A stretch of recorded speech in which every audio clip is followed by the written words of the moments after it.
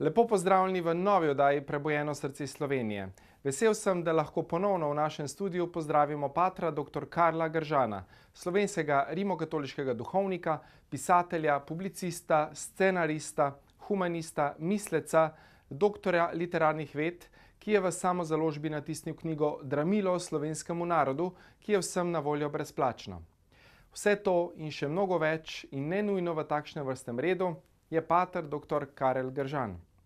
Živi in sprejema življenje z odprtimi očmi in prebujenim duhom. To svetuje in pričakuje tudi od vseh ljudi. Ne strinja se z vsiljenim načinom sprejemanja okoliščin in pasivnim strinjanjem z vsem, kar nam ponujajo različni mediji. Še prav posebej velja to za današnji čas, ko ugotavlja, da se v vse družbene pore vpija virus enoumja. Enoumnost pravi je neumnost, opozarja in spodbuja k prebujenosti. Posebej problematizira uporabo še nepreverjenih cepiv na širokih množicah ljudi in spodbuja k temu, opozori tudi na dediščino nürnberških procesov, ki so obelodanili sporno delovanje na primer nemških in japonskih zdravnikov in smo mu danes na nek način znova priča. Verjamem, da manipulacija svetovne elite za vzpostavitev nekega novega svetovnega reda ne bo in ne more uspeti. Zavest se budi, zaznava prelomno dogajanje, boj med dobrim in zlim. Prepričan je, da se moramo postaviti na stran človečnosti, ki jo Jezus po svojem evangeliju prebuja in poglablja. Na koncu posvari pred zapadlostjo strahu in priporoči pot k optimizmu in svetlobi. Razmišljanja, kaj ti pravi, Bog nam je dal glavo za to, da z njo mislimo. Počaščen in hvaležen sem, da se je ponovno odzval mojemu povabilu pater Karel Gržan. Lepo pozdravljeni v novi oddaji Prebujeno srce Slovenije. Malo pred novim letom sva se že srečala s patrom Karlom Gržanom, torej to je bilo leta 2020. Sedaj je ponovno v naši družbi. Lepo pozdravljen, pater Karel Gržan. Lep pozdrav ten, lep pozdrav vsem, ki se družijo z nama. Tako, tako. Veliko se je zgodilo v tem času, odkar sva se midva srečala. Ta COVID kriza je kar čudežno čez noč izvenela, sedaj imamo vojno. Kako vi doživljate oziroma kako doživljaš ta čas? Kaj čutiš ob vsem tem, kar se dogaja? Čutim, da mora vsak izmed nas vključiti svoje možgane, zahtevati ne le enostranske informacije, ampak pestrost informacij. Človek je obdarjen z razumom, ne zato, da drugi mislijo namesto nas, ampak da lahko mislimo mi že po čisti logiki, da lahko razmišljaš, rabiš dva podatka. Že nekaj let, vsaj 2 leti nam strežejo samo enim dopuščenim podatkom, torej mislijo namesto nas. In zato je tudi seveda zanemarjeno človekovo dostojanstvo svobodne volje in svobode. Ta čas doživljam kot čas manipulacije, obenem pa kot veliko priložnost za prebujenje. Kajti minimalna uporaba logike nam da misliti, da dejansko se moramo povrniti k dostojanstvu posamezne osebnosti, k dostojanstvu človečnosti. In k temu dostojanstvu se bomo lahko povrnili, če bo vsak izmed nas stopil na tisto mesto, ki mu po dostojanstvu človeka pripada. Torej človek z razumom in svobodno voljo. Ta čas doživljam kot priložnost za prebujenje civilizacije.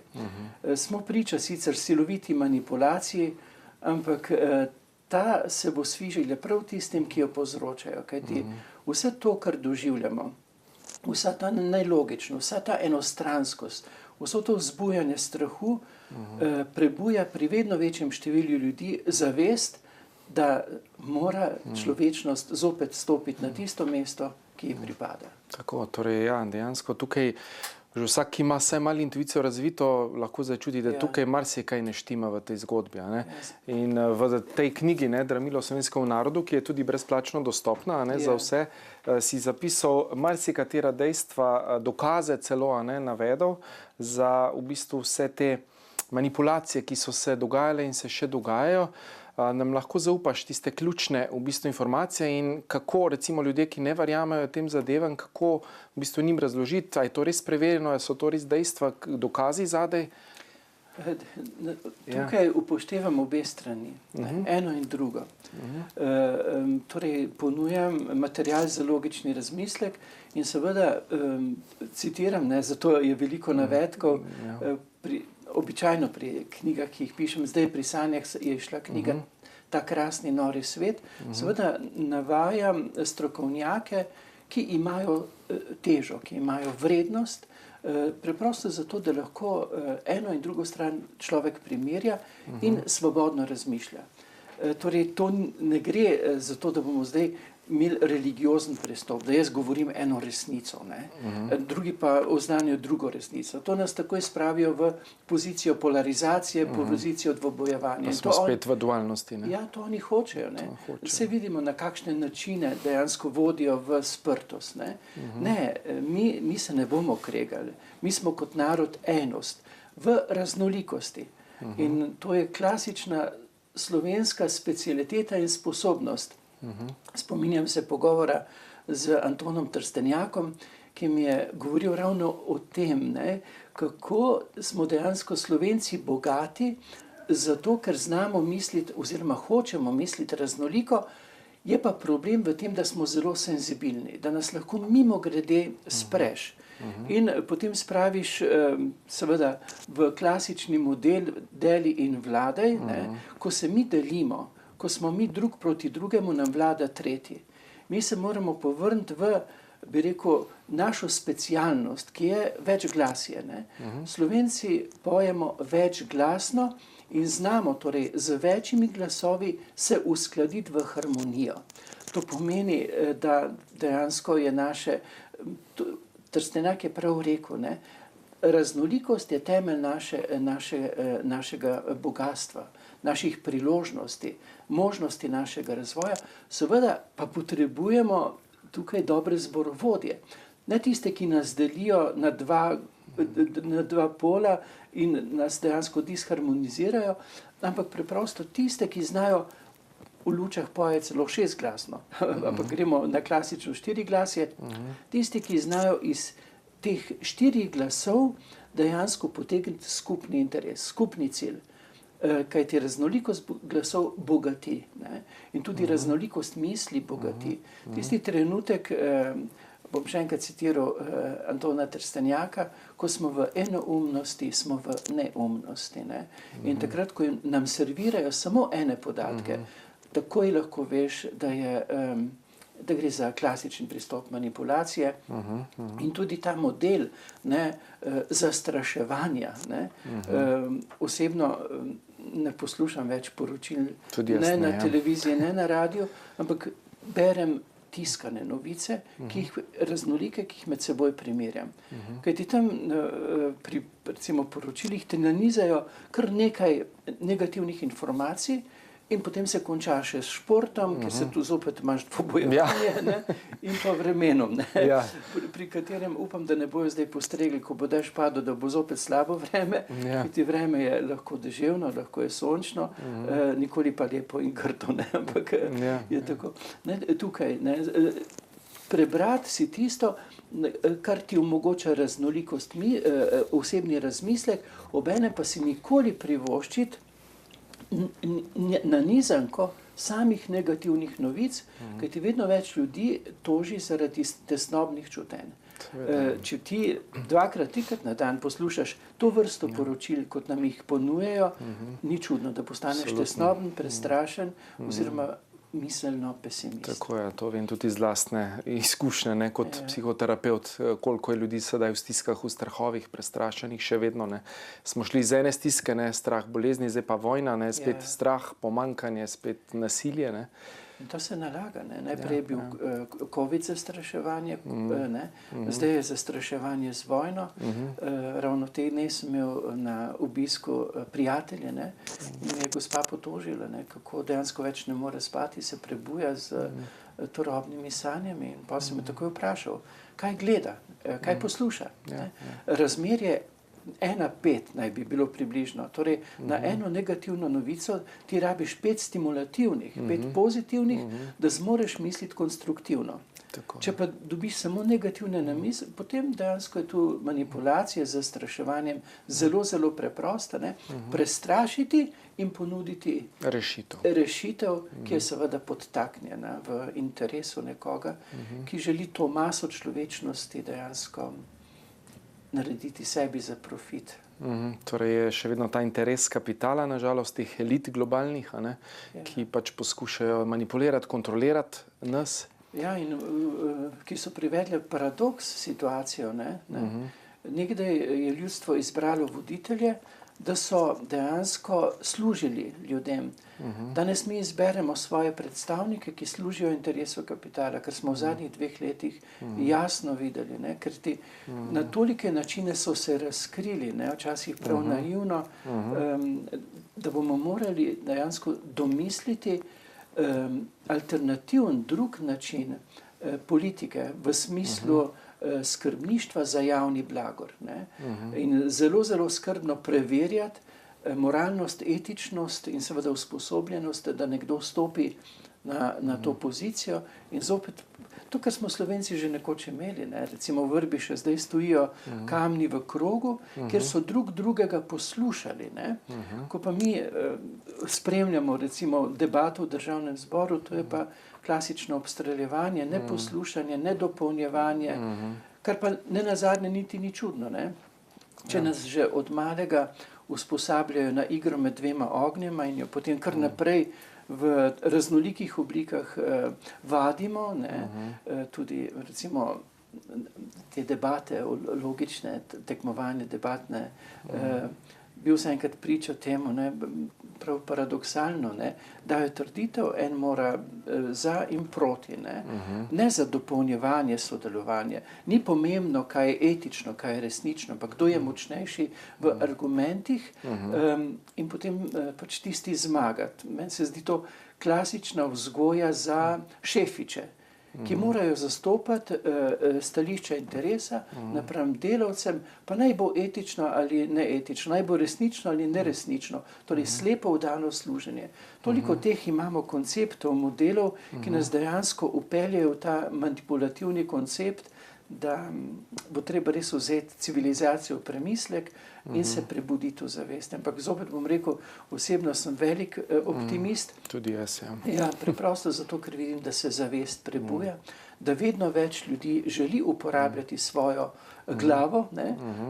Včasih se pošalim pa pravim, Bog nam je dal ta osebni računalnik, da ga uporabljamo, ne pa da drugi dejansko nalagajo pa upravljajo z nami. Upravljajo in pa seveda zaradi svobode, ki je velik dar človeku in nam ga nima nihče pravice odvzeti. Absolutno, ne.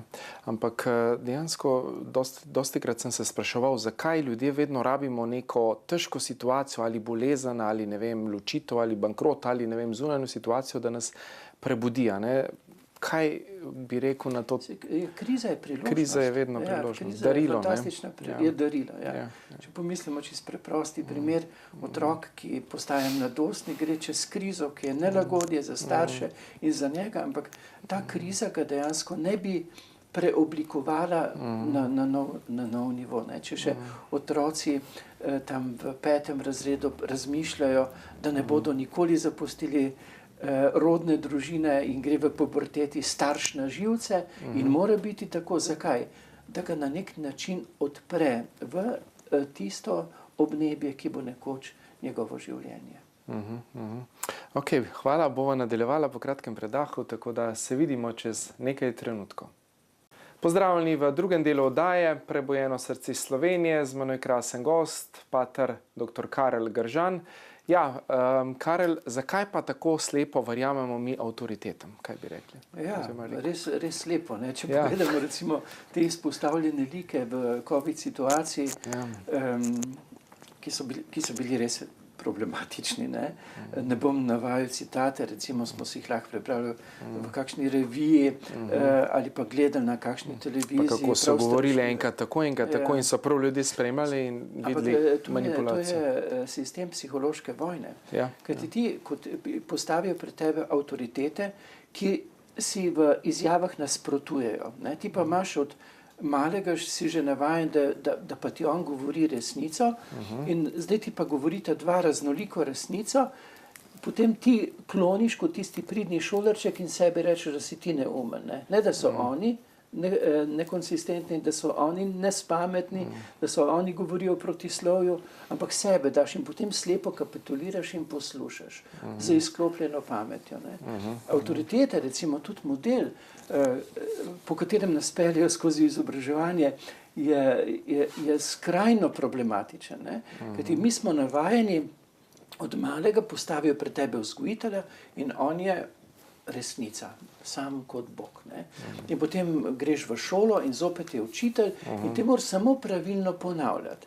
Kar avtoriteta reče, to je slepo sprejme za resnico. To je sveto in to moraš verjeti. Ja. In zdaj, dlje časa, ko se izobražuješ in dlje časa, ko živiš v tem modelu, je v tebi na nezavedni ravni že, da tisti, ki je izpostavljen, mu mora slepo slediti. In potem tudi, recimo, če kak zdravnik ve, da gre mimo dejansko tega, kar se je v šoli učil še, ampak so zdaj protokoli, so doktrina je doktrine in potem slepo vdano slediš z izklopljeno pametjo. Si kot en robot. Si kot robot. In zdaj, če mi pravimo, recimo, da je bil srednji vek, govorim glede izobraževanja, mračen, veste, je pa ne mislim na vse, kar se dogaja v izobraževanju, ampak ta model, ki sem ga omenjal, temačen. V srednjem veku so bile znane disputacije, to pomeni debate. Tudi Tomaš Akvinski, ki ga zdaj jemlje kot enega glavnih stebrov dogmatike, Tomaš Akvinski je vedno na začetku napisal teza in potem dal trditev, ampak kot tezo, ne kot resnico. In učitelj v srednjem veku je podajal teze, torej material, po katerem se je razvila disputacija, debata, pred katero niti Bog ni bil varen. Kajti bila je odprta debata na podlagi tez, na podlagi podanega materijala za razmislek. Kajti to, kar podaja učitelj, ali pa če grem, je material za razmislek, če grem še nazaj na atensko šolo, recimo, kaj je bilo značilno za atensko šolo? Da je učitelj podal učencem samo temeljna spoznanja. Ne cel kup spoznanj, s katerim ustvariš možgansko brozgo in onesposobiš za rasni razmislek, ker moraš toliko tega strpati v svoj pomnilni sistem. Ampak on je dal temeljna znanja, potem so se pa sprehajali po stebrniku. Danes ugotavlja nevroznanost pri hoji, se sprožijo miselni procesi, ampak zakaj stebrnik? Stebri so predstavljali temeljna znanja, ampak med stebri je bil horizont. In učitelj je zastavljal vprašanja tako, ne da so učenci ponovili, kar jim je on rekel, ampak da so na podlagi podanih informacij razmišljali naprej za svojo glavo. In zdaj, če primerjamo mi model, recimo srednjeveški, ali pa recimo ta atenski z današnjim, mislim, da je lahko v marsičem navdih, oziroma bo moral biti navdih, če ne bomo bodoče, rekel, voditelje oziroma člane družbe, odrasle člane družbe, dejansko usmerili v manipulacijo, ampak v dostojanstvo svobodne, avtonomne, posamezne osebnosti. In potem še tista manipulacija z ocenami. Če pravilno ponoviš, čim bolj tako, kot je on rekel, dobiš odlično oceno. Veste, kako to zapeče v možgane manipulacijo? Za slepo ponavljanje, slepo služenje. Si nagrajen. Ne brez lastnega razmisleka. Veličina človeka je vendarle v logiki. Zato je moj koncept, ki ga ponujam v 95 tezah o vzgoji in izobraževanju, samo 3 dni za temeljne podatke. En dan za uporabo teh podatkov za logični razmišljek. Dan, ko učitelj zastavlja vprašanje tako, da otroci, učenci na podlagi tistega uporabijo lastno pamet, lastni razmislek. Takrat lahko razbere, na katerem področju bo moral ponuditi še več materijala, lahko razbere poklicanost posameznikov, da jih bolj usmerja oziroma jim ponuja miselne izzive za njihovo nadaljnost. En dan, seveda za doživljajsko pedagogiko, veste, ne nazadnje, mi moramo privoščiti mladim, da bojo srečni. Zdaj, če dosedanji način izobraževanja predvsem usposablja za to, da bodo ti otroci nekoč zaponucati. Ne? Ja. Ustvarja robote, ne? Pridne, ubogljive. Ja. Na podlagi čustvene inteligence, pa ne, to pa mora biti doživljajska. Kakšni tabori, kjer prepoznavajo svoje čutenje, kjer se prepoznavajo kot osebnosti, kjer se vadijo vstopati v odnose, to manjka. Bo kdo rekel, zato so pa starši. Starši so preuturjeni, eksistenčno ogroženi, podcenjeni in bo treba tukaj krepko premisliti, da bodo tisti, ki so družbeno odgovorni, ponudili dejansko človekoljubne rešitve. Ja, in da se spodbuja dejansko ta kreativnost, ki vsak človek ima, ne? Nek dar, neko darilo, ki ga prinaša v ta svet. In tukaj pa žal samo logiko, razum, ne? Ta IQ se poudarja, ne pa tu čustvena, duhovna inteligenca, recimo. Cel kup, ne? Vsak človek je, zdaj imamo vidva tukaj, recimo, da bi imela raznolike čaje, ne? Vsak človek je koktejl njemu danih inteligenc, ne?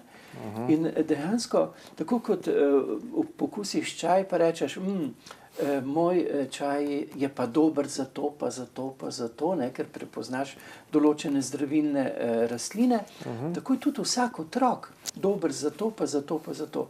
Dokumentarec Abeceda je prikazal podatek, 98% otrok je visoko nadarjenih. Sistem, ki jih na koncu kot take prepozna 2%, s takim sistemom je očitno nekaj narobe. Vsak je vreden, ni bolj ali manj vrednih, ampak je vsak polno vreden v koktejlu njemu danih inteligenc. In če smo mi sposobni, jih bomo prepoznali v njihovi inteligentnosti, potrdili v njihovi osebni vrednosti in seveda spodbujali, da jo razvijajo. Kar zmoreš, to moreš, ampak je pa hudo, če te dejansko primorajo, da si odlična področju, ki ni tvoje, tam pa, ker si talent, te pa spregledajo. Kot si omenil, racionalna inteligenca, vse je pomembna. Ampak mi smo srečni, če razvijamo tudi čustveno, duhovno, socialno, estetsko, praktično. Inteligenca je cel kup in dejansko je čas, da ovrednotimo slehernika. Prej sem rekel 98%, 100%. Kajti nekateri otroci se rodijo, da bi srčili družbo. Me je poklicala ena gospa, ki ima otroka z Downovim sindromom, in rekla, a veš, kaj mi je rekel moj otrok? Kruh ima pa mehko dušo. To je poezija. To sva tudi v prvi oddaji, sva omenila, se spomnim, dejansko zelo lepo. Ampak gre preprosto za to, da je sleherni ovrednoten, ni spregledan, da ne gre za manipulacijo povzdigovanja in podcenjevanja, ki jo kroji interes. Šola se bo morala manipulativnih konceptov interesa čim bolj osvoboditi. Se strinjam, Dejansko resnica je tista, ki nas bo na koncu osvobodila, ne? In mogoče, če tukaj preberem, sem ravno odprl, mislim, da je iz Svetega pisma, ne? Strašijo nas z delto, z nami pa je Kristus, alfa in omega. Jezus opogumlja in spodbuja, ne bojte se jih torej. Nič ni namreč prikritega, kar bi se ne razodelo. In skritega, kar bi se ne zvedelo. Kar vam pravim v temi, povejte pri belem dnevu. In kar slišite na uho, oznanjajte na strehah. Ne bojte se. Temeljni poudatek pravi, da je v Svetem pismu zapisano 365krat za vsak dan ne bojte se. Kakšno nasprotje s temi, ki servirajo novice, bojte se. Eno osvobaja, drugo zasužnje. To ne pomeni, da spregledujemo, kaj se dogaja na svetu, ampak, kot sem rekel, terjamo podatke iz virov, ki niso samo enoumni, in predvsem pa, da so novice oblikovane tako, da so stimulativne, spodbudne, ne pa da strašijo za določene interese. Ampak oni v bistvu preko tega lahko manipulirajo z strahoma. Ko so ljudje prestrašeni, je seveda lahko vladata. Ja, se to je osnovni način manipulacije. Ti prestrašiš. Žal je to religiozni koncept. Religije so uporabljale koncept, ki je bil že preverjen. Ti ljudi prestraši z večno kaznijo, z smrtjo, z ne vem s čim, in potem jim ponujaš, mi pa smo odrešitelji, mi pa ponujemo rešitev. To je nevaren model, to je religiozni model. Dogma, ne spet. Dogma, ja. Ampak zdaj srečujem več dogm, recimo v medicini, arheologiji, bom tudi rekel, kakor pa v teologiji. Neomajnih dogm in z večjo kaznijo. Tako. Z globnim strašenjem. Kam smo prišli, ne? Dosti žalostno, bi rekel. Ja, prišli smo v cono prebojenja. Čas, da se ozavestimo. Tako, da se dvignemo. In da se dvignemo. In dejansko sem, kot sem že rekel, velik optimist, kajti kriza, v katero so nas zapeljali, oziroma so uporabili določene zadeve, ki bi bile nekoč ne tako alarmantne, dejansko nas bo počasi vedno bolj prebujala. Tudi zaradi posledic, ki jih doživljamo. Tako, torej dejansko vsaka kriza priložnost za dvig zavesti, da se ljudje res prebudimo, ne, v tisto, kar v bistvu že v svoji esenci smo, pa smo pozabili. Ja, in da stopimo skupaj, da ustvarjamo debatna srečanja, na katerih je zelo pomembno, da vemo, da nihče ne govori resnice, ampak samo svojo osebno spoznavno resničnost, ki jo daje dialog, ki omogoča dialog. To je zame recimo koncept, tak vzor harmoničnega odnosa Sveta Trojica.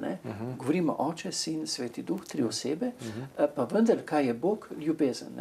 Ko mi stopimo skupaj, moramo biti radovedni do tistega, ki prinaša svojo osebno spoznavno resničnost. Pri tem moram tudi vedeti sam, da ne govorim resnice, ampak svoje osebno spoznanje, in s tem drugega bogatimo in se približujemo resnici, če smo v ljubezni, ker smo ostanemo božanski. Tukaj bo treba te koncepte polarizacije prerasti, ker to, v kar so nas speljali Slovence, je banalnost. Dejansko na dva pola in med seboj skregati. To ni v konceptu slovenskega značaja. To je samo delno, zaradi naše občutljivosti nas lahko v ta model zelo hitro spremljajo.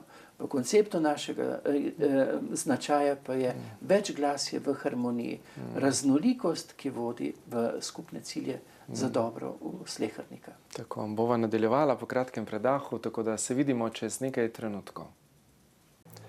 Pozdravljeni še v zadnjem, tretjem delu prve oddaje Prebujeno srce Slovenije s krasnim gostom, dr. patrom Karlom Gržanom. Ja, govorila so o teh manipulacijah, ki se dogaja edini resnici, ali se to dogaja morda tudi v ekonomiji? Ja, tudi se dogaja. O tem sem pisal v 95 tezah, o 500-letnici reformacije, kjer na nek način ob besedo ekonomija postavim zamolčano, spregledano in že skoraj pozabljeno besedo hrematizem.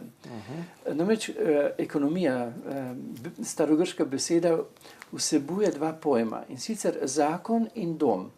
Torej, resnična ekonomija je vedno etična. Resnična ekonomija je tista, ki odkriva zakonitosti, po katerih se vsi na tem svetu, ne samo ljudje, tudi živali, rastline, mati zemlja, počutijo kakor domače. Politika potem te zakonitosti dejansko seveda spravi v zakone in omogoča, bi rekel, sobivanje v medsebojnem spoštovanju, pravičnosti in odgovornosti. Neetični model, ki se zdaj razglaša kot ekonomija, pa je hrematizem. Kaj pa je hrematizem? Hrematizem pa je družbena oblika, v kateri večina služi izbrancem, torej izbranim posameznikom. V resnični ekonomiji je bogatenje posameznika omejeno glede na blagorna skrb do slehernika. Pri hrematizmu te omejitve ni. In zato imamo ta silni razkorak v družbi, na eni strani izjemno bogati, premožni, na drugi strani pa revni. Dejansko model, ki vlada svetu, to ne pomeni, da je vse slabo.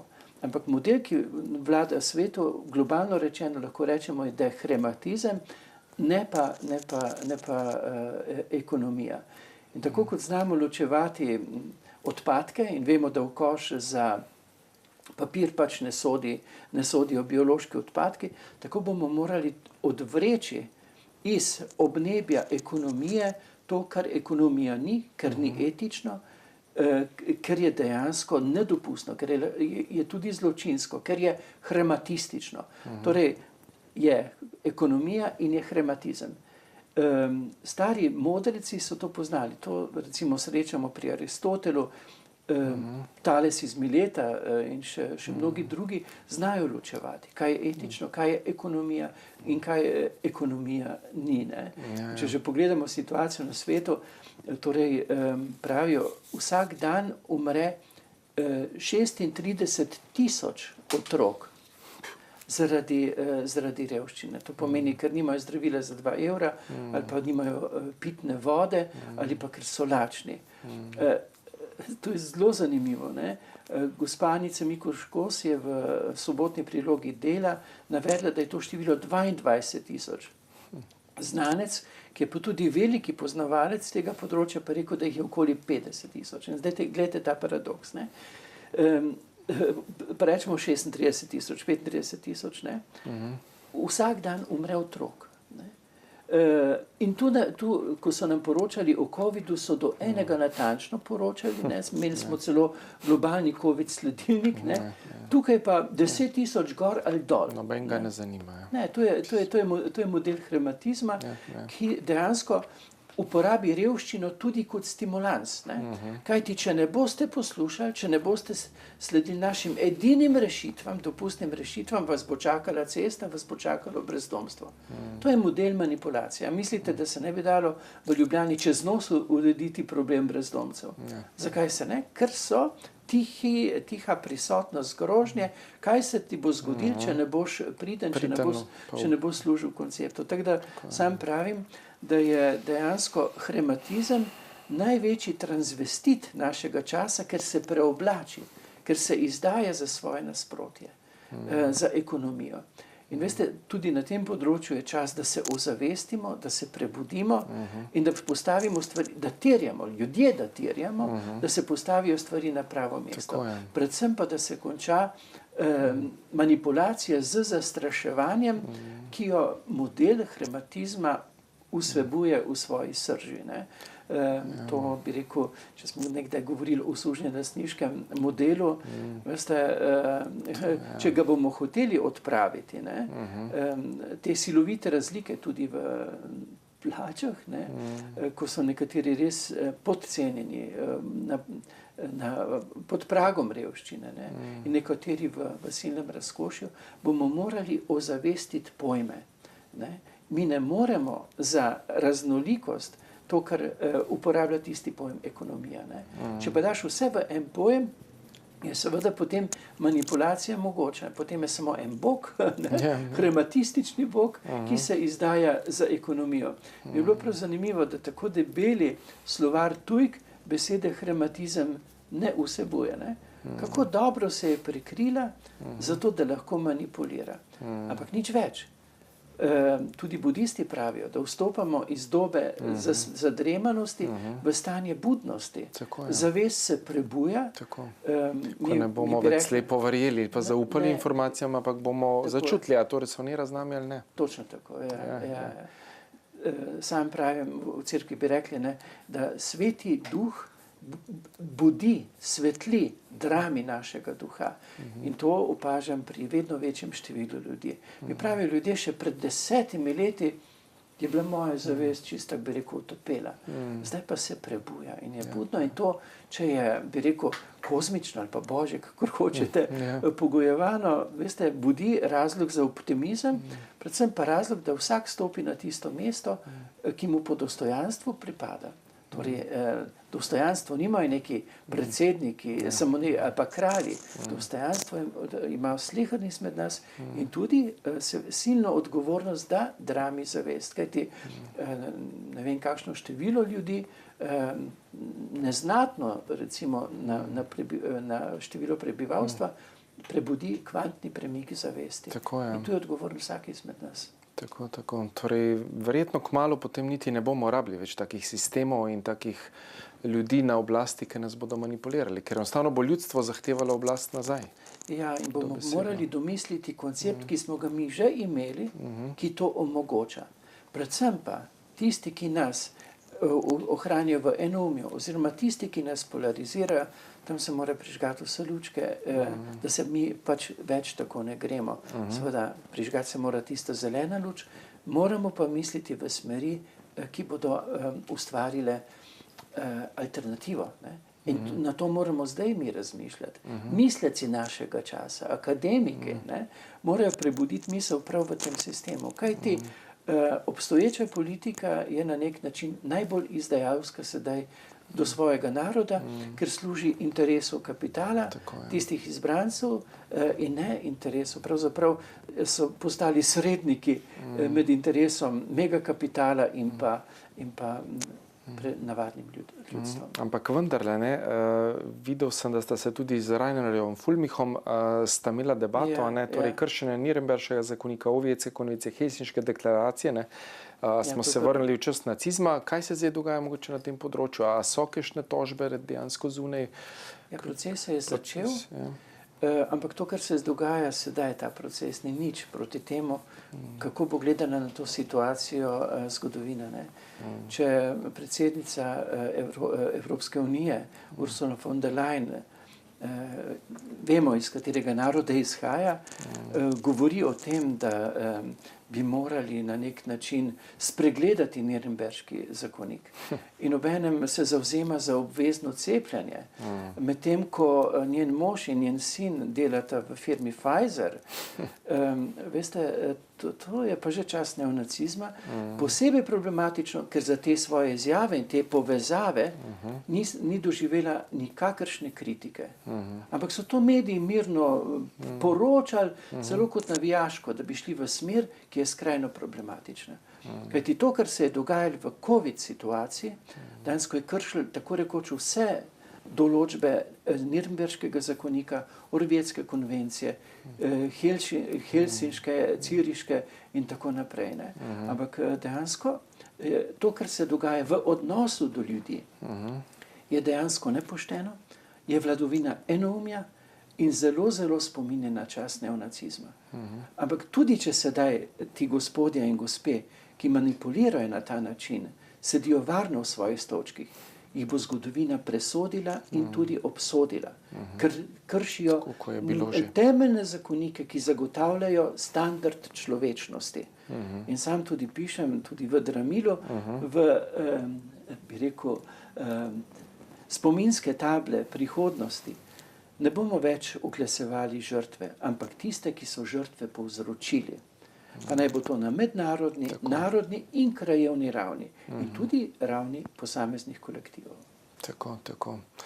Dejansko, kot da se malo zgodovina ponavlja, kot da dejansko še rabimo kolektivno budnico za dvig zavesti ponovno, kot da se nismo naučili. Ja, mi bi morali, veste, v procesu izobraževanja, tem pa pišem tudi v 25 tezah o izobraževanju in vzgoji, pravzaprav bi vsaka šola potrebovala spominsko sobo, v kateri bi bili prikazani žrtve manipulacije in manipulativni pristopi do ljudi, ki so dejansko omogočili, dejansko,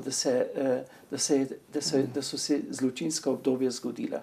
In če bi bilo to jasno zapisano, bi gorele rdeče lučke v našem času pri marsičem.